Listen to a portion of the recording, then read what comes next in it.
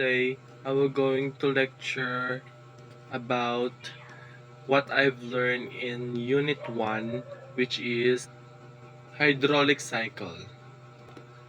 Hydraulic cycle, also known as water cycle. So, pag sinabi nating cycle, ito ay galing sa dagat, papunta sa atmosphere, papunta sa ground, into groundwater, and then balik na naman sa ocean. There are components of hydraulic cycle. One of the components is evaporation. Evaporation is a process whereby liquid water is converted to water vapor and removed from the evaporating surface, such as adjacent soil, water surface such as lakes, ponds, etc. So, when we say evaporation, ito po yung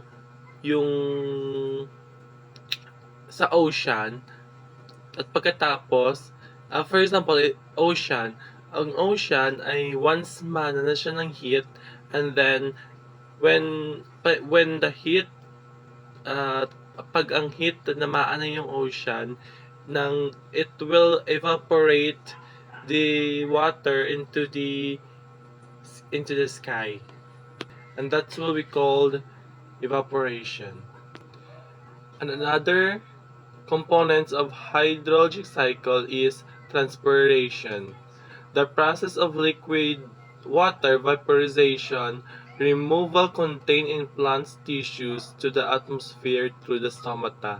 So, ang transpiration naman po ay ito po ay ang sip-sip ng tubig na galing pagsisip ng tubig sa halaman sa pamamagitan ng stomata ng halaman. Another components of hydraulic cycle is condensation.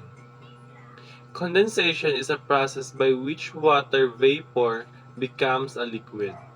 So, ang condensation naman po ay ang pagdevelop ng condensation sa clouds, and then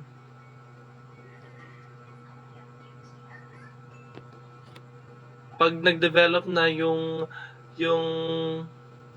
condensation, at tawag doon ay precipitation. And another components of hydraulic cycle is runoff. It is the water flowing over the land, making its way towards rivers, lakes, ocean, etc. When we say runoff, ito naman po ay yung dumadaloy na tubig na galing sa ulan papunta sa ilog. And another one is infiltration. Process of filtration of water to the inner layer of soil based on the structure and nature. Infiltration naman po ay ito ay ang filtrate ng water through soil. And let's proceed to Unit 2, which is soil-water relationship. So, in soil-water relationship contains of soil texture. What is soil texture? When we say soil texture, it is the combination of sand, silt, and clay particles. So, ito po ay ang combination ng iba't ibang uri ng soil.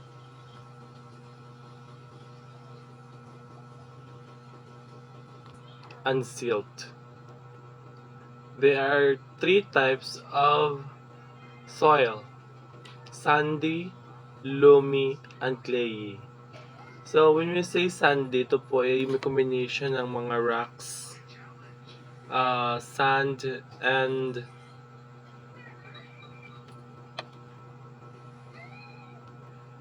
When we say loamy naman po ay it is moderately coarse, medium textured, moderately fine. So ito po yung katamtaman na mixture ng sand. At yung isa po is clayey. Yung clayey po na sand na kind of soil rather is makikita nyo po ito sa minsan makikita nyo po ito sa mga malalapit sa ilog na mga lupa. So let's proceed to Unit 3, which is Introduction to Irrigation. So in Unit 3, in Introduction to Irrigation, let's talk about history of irrigation development in the Philippines.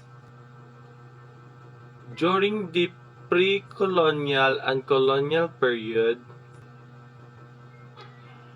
before 1521, ang mga farmers is nag-develop sang kanal,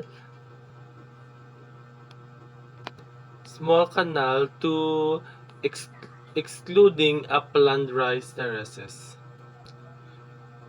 And then, during Spanish colonial government, 1521 to 1898, so during this year, ang irrigation or ang mga small canal is very limited lang. And then, during American period, 1898 to 1964, so in the year 1970, ang irrigation na develop kuno sang under the American period commenced in August 1907. And then during Japanese occupation 1941 to 1945,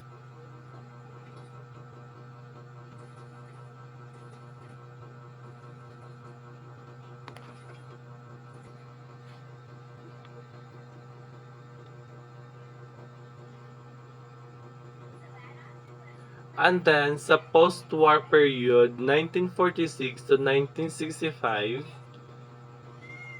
Rojas administration 1946 to 1948, nag-implement si Rojas administration ng program to increase the production of farmers. And then after Rojas administration, pumasok si Quirino administration 1948 to 1953. In 1949, established the Rice and Corn Production Administration to increase the production of rice and corn. During Macapag administration in 1961 to 1964, yung government ay nag-provide ng mga water control facilities to achieve the 5-year integrated socio-economic program. And then the modern era 1965 to the present, Marcos administration 1965 to 1986 invested heavily in irrigation development. So bali nag-invest ang Marcos administration to develop the irrigation. There are 3 types of system: national irrigation system, communal irrigation system, and private irrigation system. And then the types of scheme of development: diversion project, storage or surveyor project, and pump system.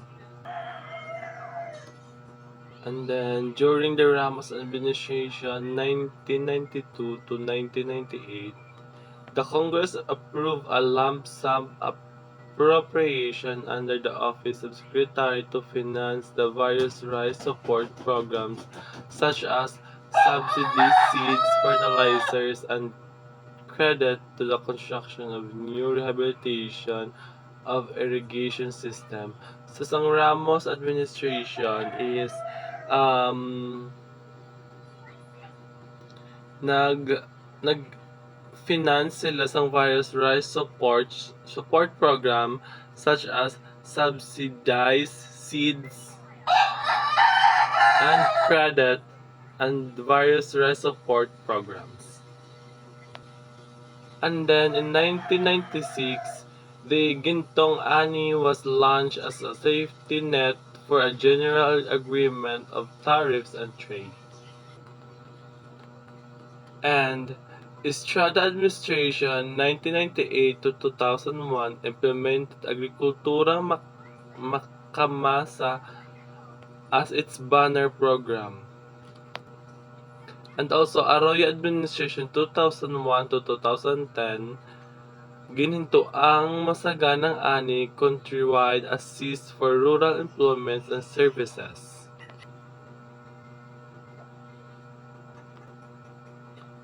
Second Aquino administration 2010 to 2016.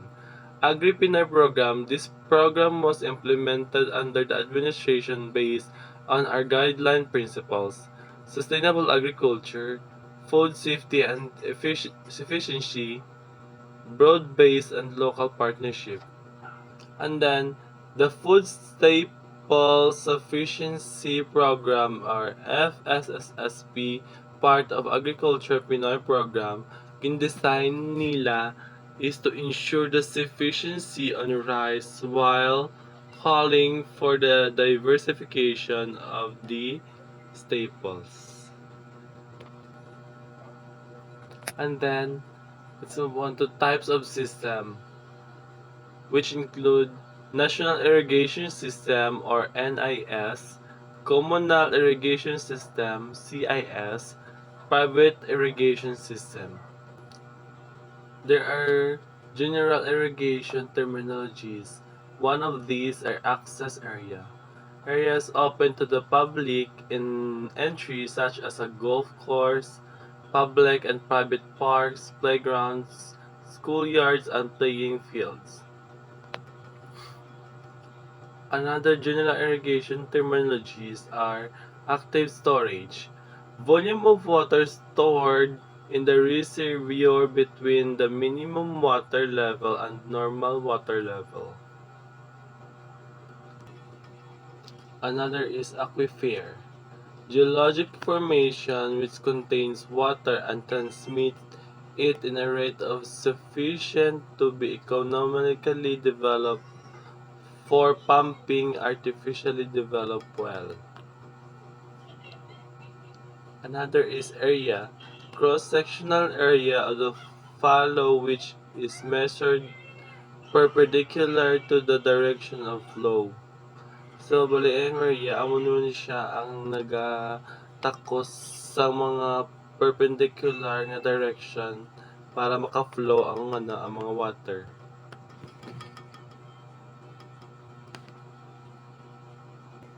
And then another is effective rainfall, amount of rainwater that falls directly on the field and is used by the crop for the growth and development, excluding deep percolation, surface runoff, and interception. So, ang sa effective rainfall ni siya guro guys, amo ni siya ang minasupot nila ang tubig tapos amo na ginabunyag nila sa ilang ang mga crops. So, when we say hydraulic depth, amo siya ang kadalumon sang isa ka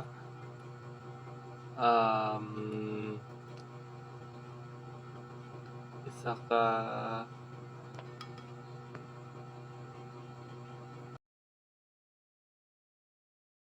types of groundwater geologic formations. Number 1, aquifer.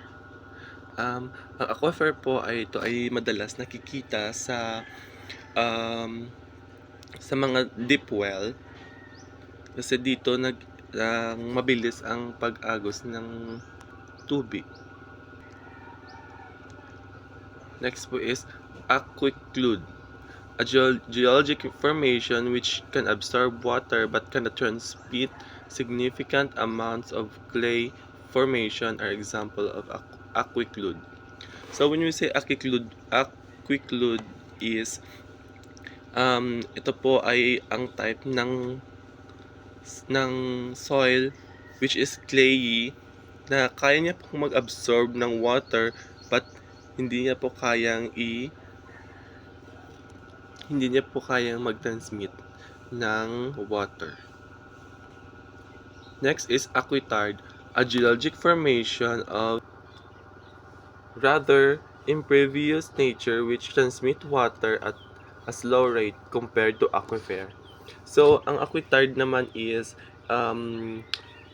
maka-absorb siya water and maka-transmit water but in slow motion. Not not not like aquifer dashig siya mag-absorb kag mag-transmit water.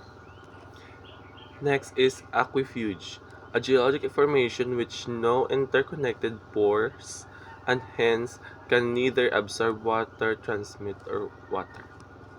So sa may aquifuge naman po ito ay wala siyang mga pores, so nang pahirapan po yung pagpasok ng tubig sa this kind of sand. So ang aquifuge po, ito po ay contains mga rocks and clay, so it's difficult to absorb water and to transmit the water. Let's move on and study about hydrology. What is hydrology? Hydrology is the scientific study of the waters of the earth, including their occurrence, distribution in space and time, and their relation to the people and the natural environment. So, when we say hydrology, ito po ay ang scientific study about water, kung paano siya mag-evaporate from the sky into the ground and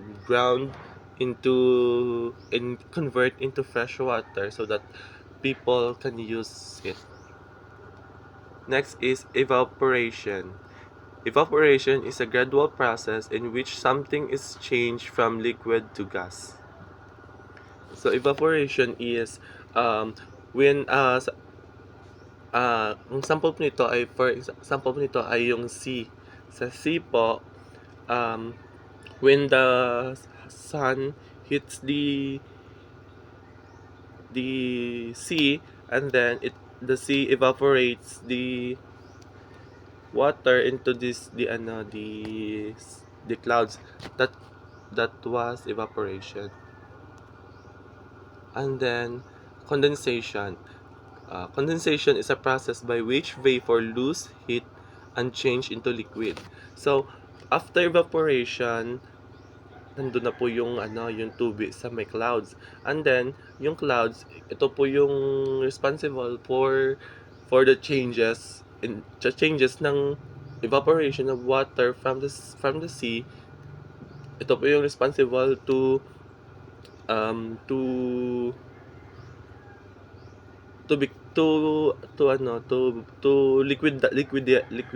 liquidize the water from the use of clouds. Runoff. Water not absorbed by the soil and flows into surface waters. For example po, ito po ay malapit sa tubig. So may mga upper part po ng mga tubig or mga pangpang. So once ng water po na galing sa pangpang ay umagos, ito po yung tawag na runoff. Next is infiltration. Infiltration, movement of water through the soil surface into soil.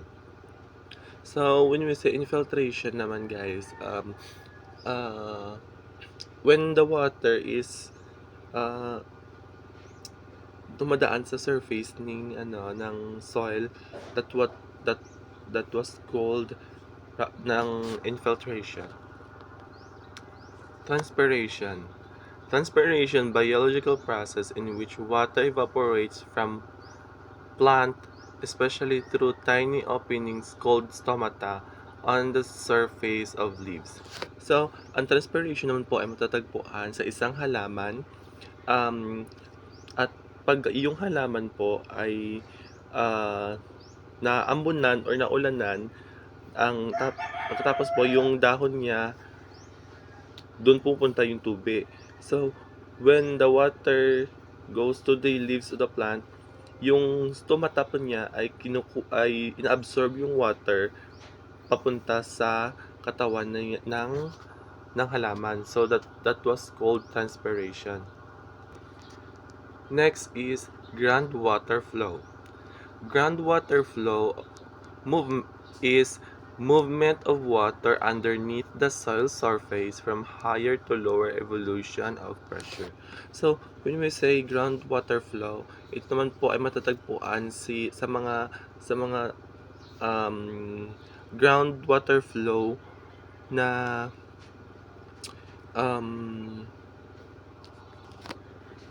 kung paano gumalaw yung tubig sa ilalim ng lupa. It is higher to lower evolution ng pressure.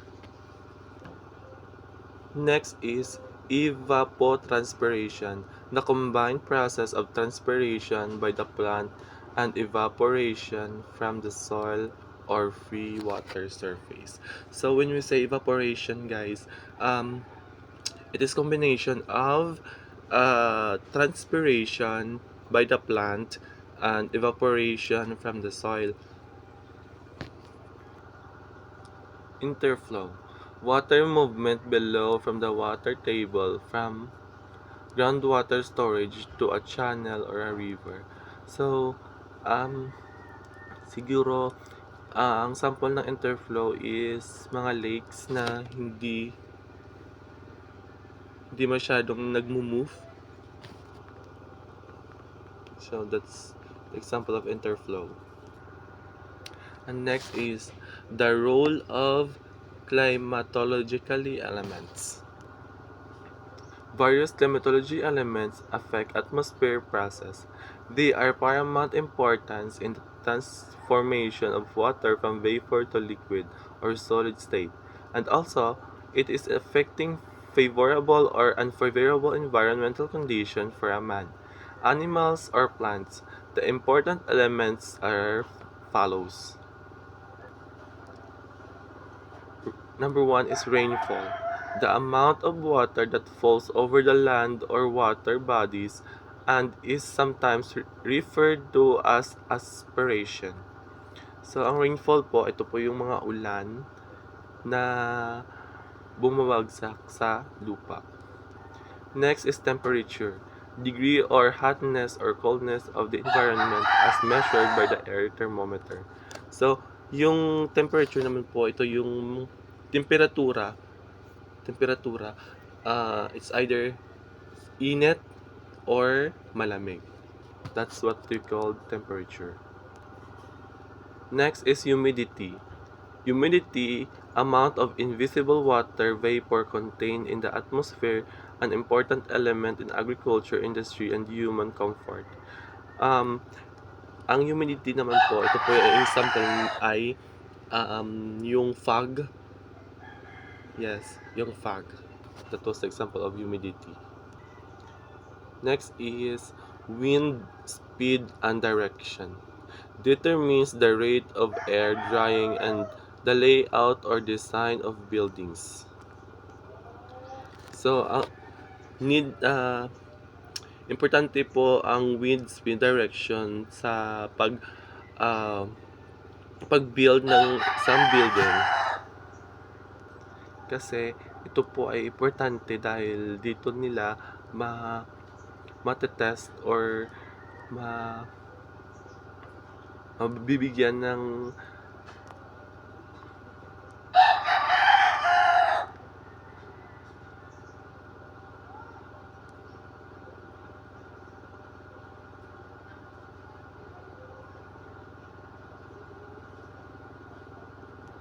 or mapapatibay ang kanilang pagpapatayo ng isang building. 30. Unit 2 guys, sa soil-water relationship, I will discuss the soil texture. First, there are 3 types of soil texture: sandy, loamy, and clayey. So, let's start with sandy. Sa type is sandy. Sandy, description nito ay coarse texture. And then, sa texture is sand, loamy sand. So, sa particle size is 1 to 2 meters yung sand, and ang loamy sand is 0.5 to 1.0 mm. So sa sandy na type po ng soil is madalas ito nakikita sa mga beaches or malalapit sa beach na mga kind of soil. Next type of soil is loamy. Loamy, ang description po nito ay moderately coarse, medium textured, and moderately fine.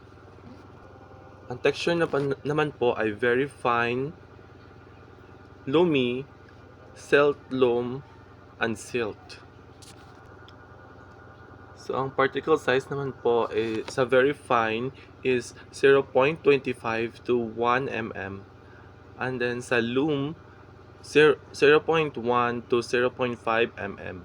Sa silt loam, 0.1 to 0.05 mm. And then sa silt is 0.05 to 0.002 mm. Ang loamy po ay madalas nakikita a kind of soil na combination of sand, rocks, and the other type of soil is clayey. Clayey is fine texture. Ang texture naman po ng clayey is sandy clay, silty clay, and clay. Ang kanyang particle size naman po ay 0.05 to 0.2 mm sa sandy clay. Ang silty clay naman po ay 0.05 to 0.002 mm. And then sa clay po is 0.002 mm. So yung clay po ay kind of soil na hindi niya kayang mag-absorb. Kaya niya pong mag-absorb ng water pero hindi niya kayang i-transmit yung water. So nagsistay po yung water sa kanya. So let's move on to general irrigation terminologies. Number 1 is access area. Access areas are open for public entry such as golf course, public and private parks, playgrounds, schoolyards, and playing fields, residential landscapes, and industrial park landscapes. So ito po yung mga access area na pwede mong gawin yung kahit anong gusto mong gawin. Next is active storage. Volume of water stored in reservoir between the minimum water level and normal water level. So ito naman, yung active storage naman po, ang example naman po nito ay yung mga water dam. Active storage, volume of water stored in reservoir between the minimum water level and normal water level. So, ang active storage naman po, ito po yung mga dam po na pinagsustoran ng water. Afflux evaluation. Rise in the maximum flood level from the original obstructed flood level which result after an obstruction of the flow such as dam has been introduced. So, afflux naman po, ito po yung pag-apaw ng tubig mula sa mga dam. That's what we called afflux elevation. Next is algal bloom. Overgrowth of algae in water producing dangerous toxins in the fresh or marine water.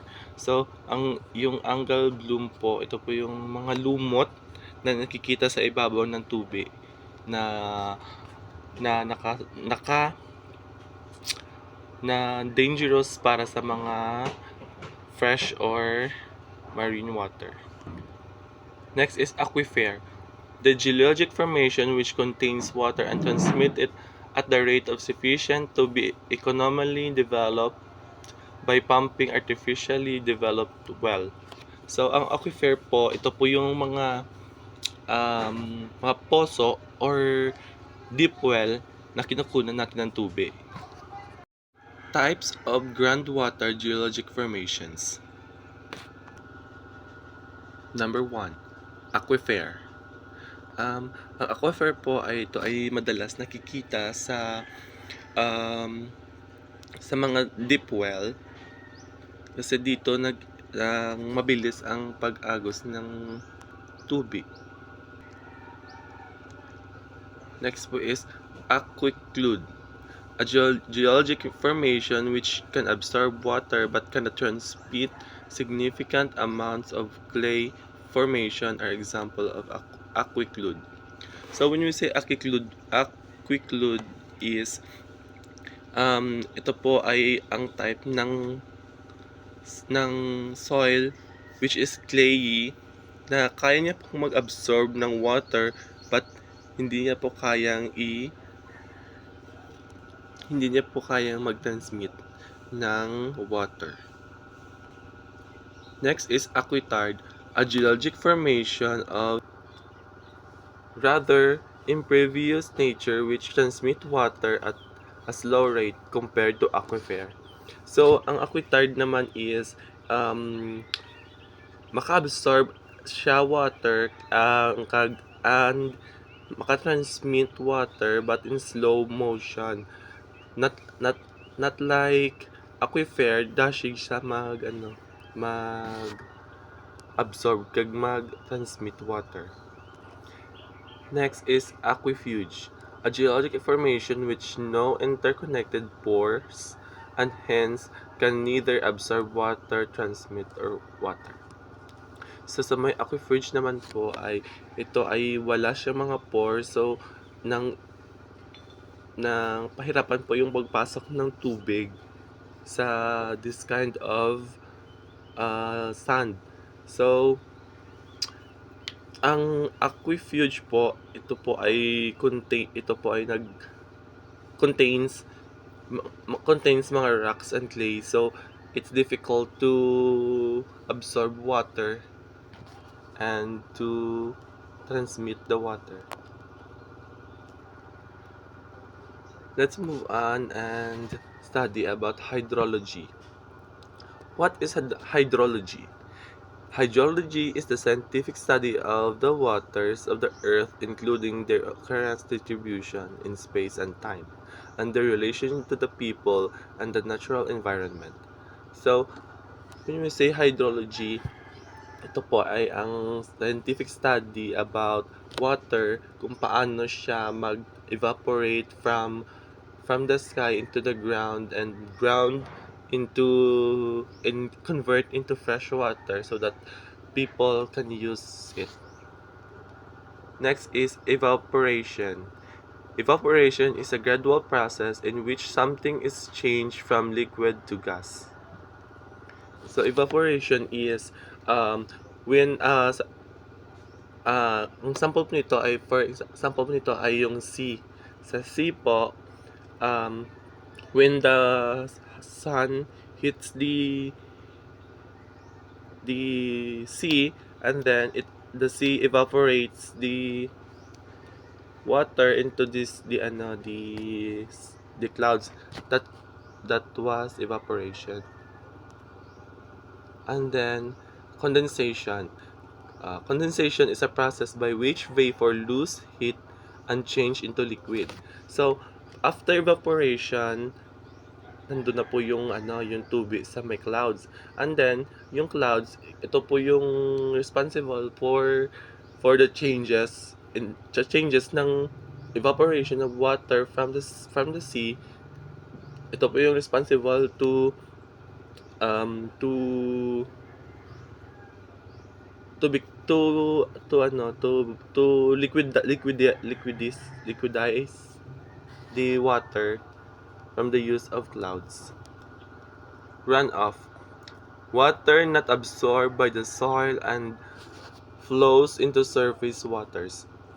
For example po, ito po ay malapit sa tubig. So may mga upper part po ng mga tubig or mga pangpang. So once ng water po na galing sa pangpang ay umagos, ito po yung tawag na runoff. Next is infiltration. Infiltration, movement of water through the soil surface into soil. So when we say infiltration naman guys, when the water is uh, dumadaan sa surface ng soil, that that was called ng infiltration. Transpiration. Transpiration, biological process in which water evaporates from plant, especially through tiny openings called stomata on the surface of leaves. So, ang transpiration naman po ay matatagpuan sa isang halaman, at pag yung halaman po ay naambunan or naulanan, pagkatapos po yung dahon niya, doon pupunta yung tubig. So, when the water goes to the leaves of the plant, yung stomata po niya ay inaabsorb yung water papunta sa katawan ng halaman. So that was called transpiration. Next is groundwater flow. Groundwater flow is movement of water underneath the soil surface from higher to lower evolution of pressure. So, when we say groundwater flow, ito naman po ay matatagpuan sa mga groundwater flow na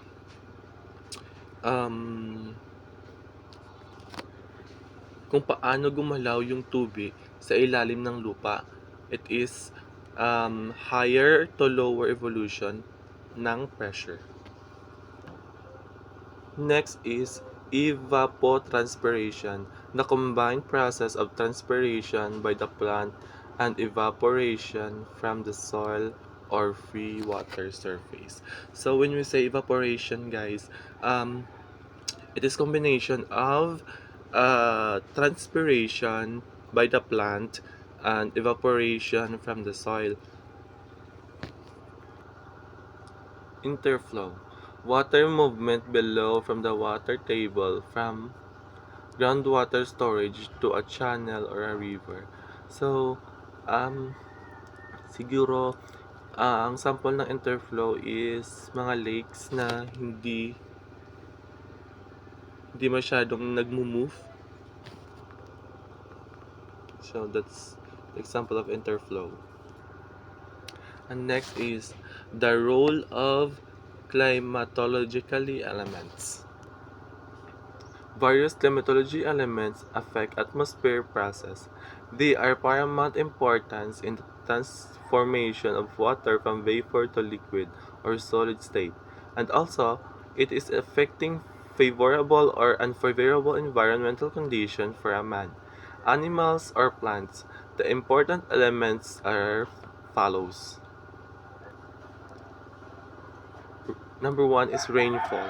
The amount of water that falls over the land or water bodies and is sometimes referred to as aspiration. So, ang rainfall po, ito po yung mga ulan na bumabagsak sa lupa. Next is temperature. Degree or hotness or coldness of the environment as measured by the air thermometer. So, yung temperature naman po, ito yung temperatura, it's either init or malamig. That's what we call temperature. Next is humidity. Humidity, amount of invisible water vapor contained in the atmosphere, an important element in agriculture, industry, and human comfort. Um, ang humidity naman po, ito po yung example ay yung fog. Yes, yung fog. That was the example of humidity. Next is wind speed and direction.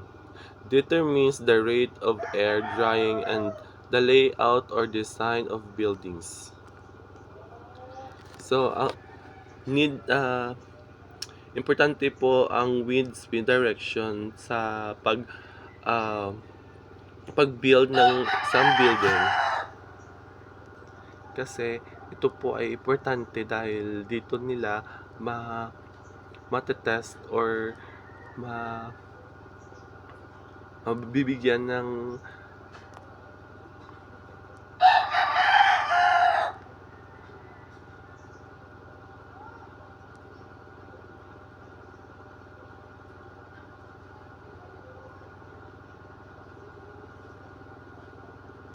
or mapapatibay ang kanilang pagpapatayo ng isang building. 30. Next is critical depth. Depth of water flow where the energy content is a minimum, hence no other background forces are involved.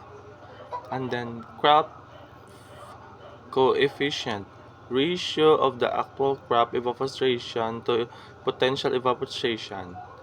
Next is crop evapotranspiration, rate of evapotranspiration of disease-free crops growing in a large field or under the optimal soil condition, including sufficient water and fertilizer, and achieving full production potential of the crop under the given growing environment, include the water loss through the transpiration by the vegetation, the evaporation from the soil surface and wet leaves.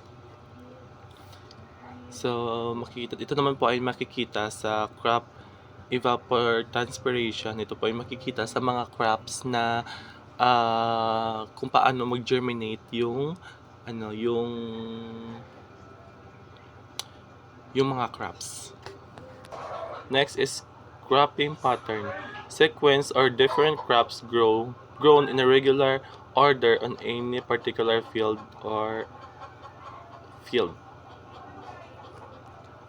For example po ng cropping pattern is, for example, na tumanim ka ng mais ngayon, then after a year, mag-change ka naman ng crop mo. Just like munggo to maintain the soil structure. Next is dam. Any barrier constructed to store water. So yung dam naman po, ito yung ginagamit para mag-store ng water. Next is dam height. Vertical distance from lowest point of the ground line to the dam crest. So, ang dam height naman po yung kung gaano kataas yung dam na ginawa. Next is dead storage. The volume below the intake structure, sediment volume based on 25 years of accumulate in reservoir. So, when you say dead storage, siguro guys, ito na yung na-expired na yung sa sobrang tagal is na doon nasira na yun. Next is effective rainfall. Amount of rainfall that falls directly on the field and used by the crop for growth and development, excluding deep percolation, surface runoff, and interception. Yung effective rainfall po ay very, very useful to the farmers because hindi na po nila kailangan ng magdilig kasi may mga rainfall na po na pumupunta sa mga kanilang pananim. Baw, si nanay kaya video tapo.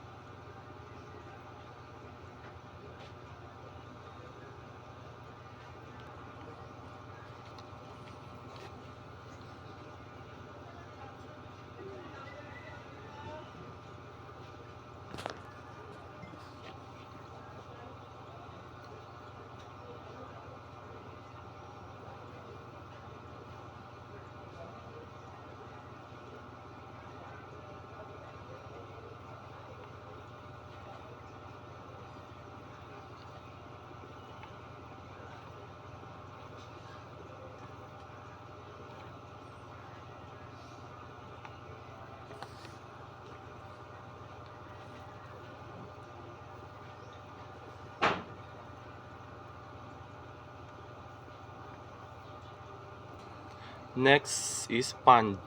Sealed section formed between earth embankments where combined seepage and percolation will be measured. So mga pond naman po, ito po yung sasakan ng tubig or madalas na ginagamit na pinapalakihan ng mga isda. That was called pollutant. Pollutant is any substance whether solid, liquid, gaseous, or radioactive, which directly or indirectly alters the quality of any segment of the receiving water from body or land because water body or land resource so as the affected of then affect adversely and beneficial use thereof or is hazardous and potentially hazardous to health, or impacts of observable odor, temperature change, or physical, chemical, or biological change to a segment of the water body or land, or it is excess to the following allowable limits, or concentration, or quality standards specified in contravention of condition, limitation, or restriction prescribed in these guidelines.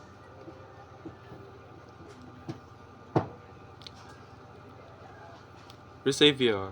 Reservoir is a part of a system that impounds the runoff. Restricted areas.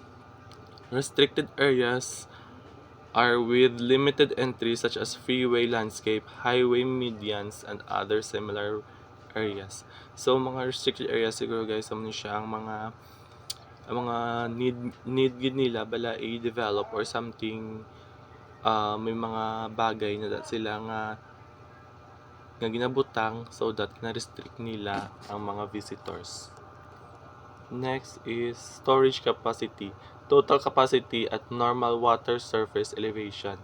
So when you say storage capacity, amo siya sa for example sa mga dam balagyapon, sa dam mayara na siya nga water storage capacity.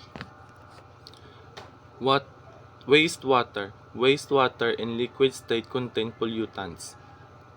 Next is water balance.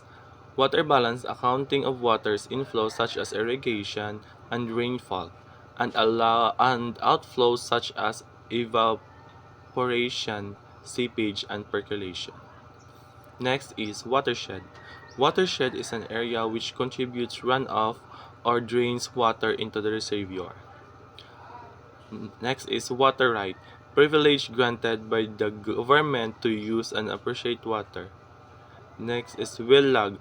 Record of formations, tarification of an aquifer showing the depth and thickness degree of consolidation and other aquifer physical characteristic. Well protected reservoir. Reservoir when the upper reach and the basin is shielded by the high mountains barrier. Next is wetted perimeter. Portion of the perimeter that canal that is contacted to the following water. Next is width and width. Width of the strip that would be widthed by the row of emirate space and their optimal spacing along the single lateral line. So let's move on to general irrigation terminologies. Number 1 is access area. Access areas are open for public entry such as golf course, public and private parks, playgrounds, schoolyards, and playing fields, residential landscapes, and industrial park landscapes. So ito po yung mga access area na pwede mong gawin yung kahit anong gusto mong gawin. Next is active storage. Volume of water stored in reservoir between the minimum water level and normal water level. So ito naman yung active storage naman po ang example naman po nito ay yung mga water dam. Active storage, volume of water stored in reservoir between the minimum water level and normal water level. So, ang active storage naman po, ito po yung mga um, dam po na pinagsustoran ng water. Aflux evaluation. Rise in the maximum flood level from the original obstructed flood level which result after an obstruction of the flow such as dam has been introduced. So, afflux naman po, ito po yung pag-apaw ng tubig mula sa mga dam. That's what's it called afflux elevation. Next is algal bloom. Overgrowth of algae in water producing dangerous toxins in the fresh or marine water. So, yung algal bloom po, ito po yung mga lumot na nakikita sa ibabaw ng tubig na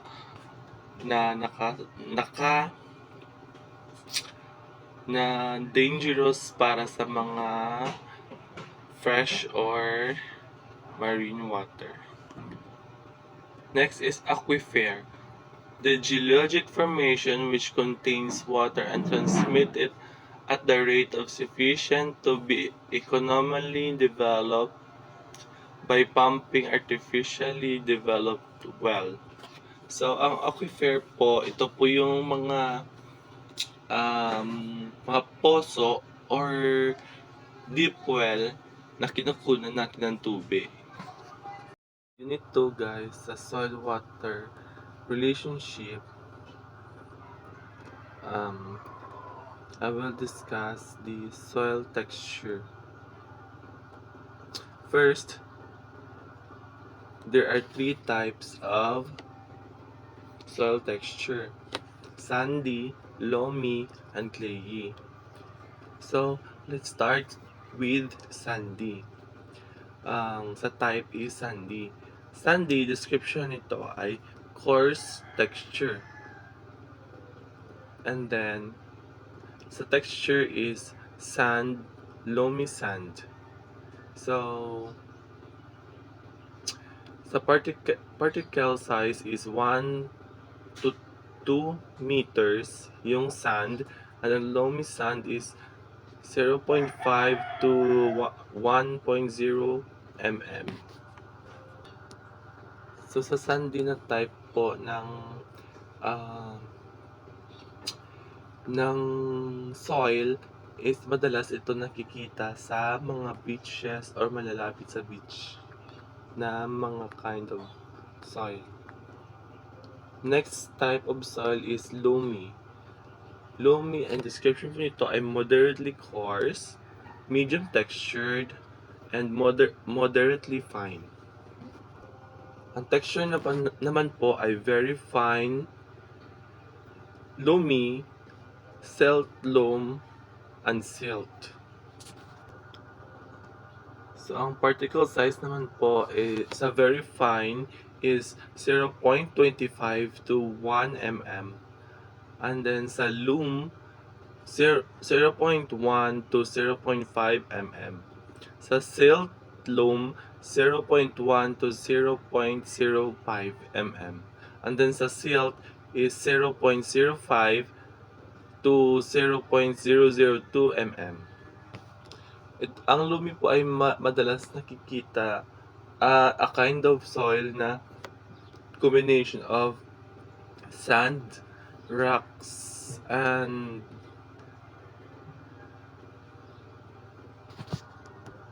the other type of soil is clayey. Clayey is fine texture. Ang texture naman po ng clayey is sandy clay, silty clay, and clay. Ang kanyang particle size naman po ay 0.05 to 0.2 mm sa sandy clay. And silty clay naman po ay 0.05 to 0.002 mm. And then sa clay po is 0.002 mm. So yung clay po ay kind of soil na hindi niya kayang mag-absorb, kaya niya pong mag-absorb ng water pero hindi niya kayang i-transmit yung water. So nagsistay po yung water sa kanya. Types of scheme of development. Environmental protection and conservation is a key of consideration in the design of various schemes. The three schemes of development of irrigation system are runoff, the river diversion, storage or reservoir, and dam irrigation. Diversion projects entails the drawing of water under the controlled condition directly from the flow of rivers or stream. Ito po yung responsible to control the condition of rivers and streams. Next is storage or reservoir projects. Involves the construction of storage dams to impound water and release as need to be drawn from a diversion dam. Downstream projects are usually multi-purpose to include other functions like power generation, flood control, fisheries, and recreations. Into pump project. Water is lifted from the underground or for the rivers and stream. So, storage or savior project. Ito po yung nakukuhang water na mula sa mga well, papunta to, sinustore po nila, and then after storing, pinuput po nila sa isang pond so that the mga marine or some fishes may may matubig silang gagamitin or gagawin nila para mabuhay sila. Next is pump system are also common in some storage or diversion scheme to lift water to irrigate areas on high evolution or pump underground water to supplement available supply from the river. Pump system, ito po yung mga water pump na humihigop ng tubig mula sa mga well or sa river papunta sa mga crops nila para may ma-provide silang water sa kanilang mga crops. The National Irrigation Administration or NIA is a government-owned and controlled corporation primarily responsible for irrigation, development, and management. It was created under the Republic Act 3601 on 22 June 1963.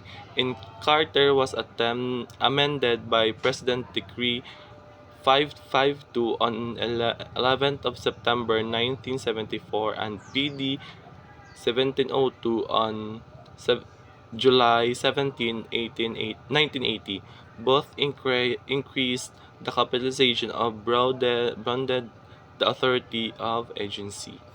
So, ang National Irrigation Administration or NIA, amo na siya ang na-controlled sa mga irrigation kag sila man ni ang develop sang develop or gapangitan sang way para ma-develop ang mga irrigations. So that's what I've learned in a Unit 1 from hydraulic cycle, Unit 2 watershed relation, and 3 is introduction to soil. And that's all of my presentation from all units. I hope you learned some from my discussion. Thank you guys. Bye. God bless.